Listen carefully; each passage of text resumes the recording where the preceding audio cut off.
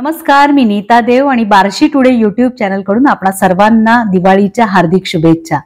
दिवाळी सण मोठा नाही, आनंदाला तोटा।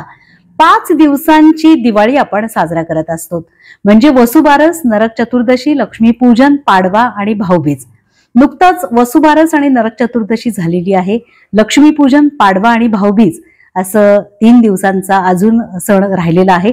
भारतीय सणांमधला सगळ्यात मोठा सण म्हणजे दिवाळी सण। पूर्वीच्या काळी दिवाळी इतकी सुंदर साजरी व्हायची बघा, की अगदी पहाटे 3 वाजता म्हणजे ब्रह्ममुहूर्तावरती आई आपल्याला उठवायची। एकत्र कुटुंब पद्धती होती, आजी आजोबा सगळेच एकत्र असायचे आणि ते सगळ्यांचा असा छान गोंधळ असायचा चालू। उठा उठा दिवाळी आली, मोती साबणाची वेळ झाली आणि असं सगळेजण उठवायचे, मस्त आपण उठायचो। चमेलीचं एक तेल आपल्या लहानपणी होतं, तुम्हाला आठवतं का नाही मला माहित नाही। आणि आल्मंड ड्रॉप्स तेल, जे बदामाचं तेल, असं 2च तेल आपल्या वेळी उपलब्ध होती। आता वेगवेगळ्या जाहिराती निघालेल्या आहेत, तो भाग वेगळा आहे। पण तेही तेल अगदी खोबरेल तेलात थोडं मिक्स करायचं आणि मस्त अंगाला घासून रगडून आपली आई आपल्याला आंघोळ घालायची। तेही गरम पाण्याने मस्त कडक, अगदी चुलीवरती तापवलेलं असायचं। पूर्वीच्या काळी तो तांब्याचा बंब असायचा, त्याच्यामध्ये तापवलेला असायचं। त्या चुलीवरती तापवलेल्या पाण्याला एक छान मातीचा असा सुगंध असायचा, शेणा मातीचा सुगंध असायचा आणि त्यातही काहीतरी पारंपरिक एक कथा लपलेली असेल कदाचित, आणि तो वास असा सुंदर यायचा। उठणं असायचं, त्या काळी काही वेगवेगळ्या प्रोडक्ट्सची उठणी नसायची, पण प्रवीणचं उठणं हे अगदी पहिल्यापासून सुरू आहे।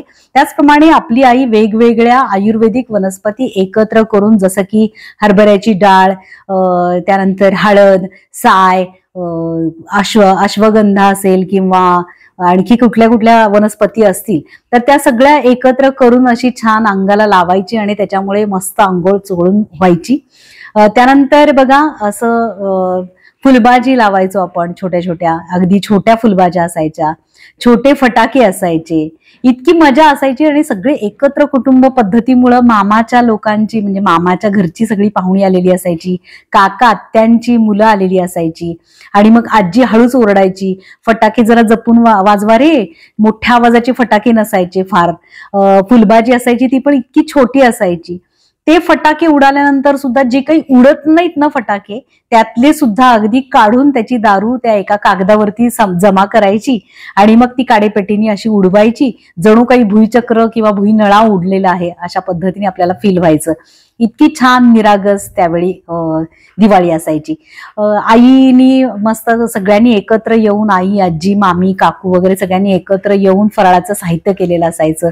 खमंग वास या घरातून त्या घरामध्ये जायचा आणि घरही मोठी असायची नाही का।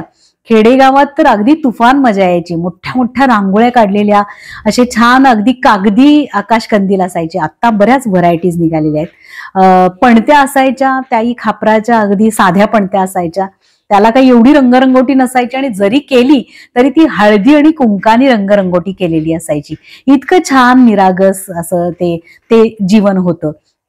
आता काय, राजाला दिवाळी माहितीच नाही, आपण रोजच दिवाळी करतो असं अशा पद्धतीने रोज होतंय। त्यावेळेला मात्र 2च ऋतू असायचे की ज्यामध्ये मामा लोक आपल्याला असे कपडे घ्यायचे छान, हो ना। दिवाळीला एक मामा कपडे घ्यायचा, त्यानंतर उन्हाळ्याच्या सुट्टीमध्ये एक मामाचे कपडे असायचे।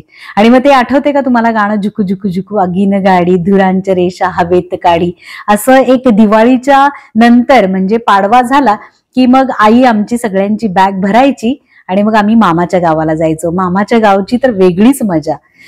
आता तो काळ थोडा बदलत चाललेला आहे, आपलं अंतर थोडं जास्त होतंय, कारण की मोबाईलमुळे आपण एकटेपणा झालेला आहे आणि ही मजा अशी फारशी काही जाणवत नाहीये। वेगवेगळ्या आतिषबाजींची आपण हे बघतोय, आकाशामध्ये उडणाऱ्या आतिषबाजी असो किंवा मोठमोठ्या आवाजांचे फटाके असो, पण त्या काळी तसं नसायचं। फुलबाजी, भुईचक्र, भुईनळा, तुडतुडी म्हणजे ती फटाके, लवंगी फटाकी, ॲटम बॉम्ब, असे काही ठराविक गोष्टीच असायच्या, सुतळीचे बॉम्ब, इतकी मजा असायची त्यामध्ये। आणि ती दारू फारशी अशी उडवता येत नसायची. त्यामुळे ज्यांच्याकडे खूप असं आतिषबाजीचं साहित्य असेल, दारूचं साहित्य असेल, ते खूप श्रीमंत असं त्या काळी समजलं जायचं. आणि मग ते उदबत्ती घ्यायची, मोठं लाकूड घ्यायचं, त्याला ती उदबत्ती लावायची, फुलबाजी लावायची आणि मग ती उडवायची. अशी मस्त धमाल त्या काळी असायची. आत्ताही दिवाळी होतीये, पण ती थोडी वेगवेगळ्या पद्धतीने होतीये. पण काळानुसार आपल्याला पुन्हा बदल केला पाहिजे, नाही का? पुन्हा एकदा सर्वांना बार्शी टुडेच्या वतीने हॅपी दिवाळी.